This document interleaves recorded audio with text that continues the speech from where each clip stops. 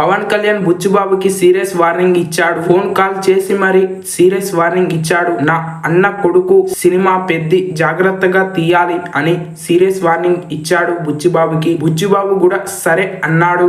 పవన్ కళ్యాణ్ చెప్పాడు, గ్లిప్స్ చూశాక నువ్వైతే జాగ్రత్తగా సినిమా తీ అంటూ బుచ్చిబాబుకి చెప్పాడు. రామ్ చరణ్ హీరోగా బుచ్చిబాబు డైరెక్షన్ లో వస్తున్న పెద్ద సినిమాతో యావత్ ఇండియన్ సినిమా ఇండస్ట్రీ మొత్తాన్ని తన వైపు తిప్పుకోవాలని ప్రయత్నం చేస్తుంది. వారి ఈ సినిమాతో ఇండస్ట్రీలో ఉన్న ప్రతి ఒక్క రికార్డులు కూడా బ్రేక్ చేయబోతుంది అంటూ రామ్ చరణ్ చెబుతుండడం విశేషం.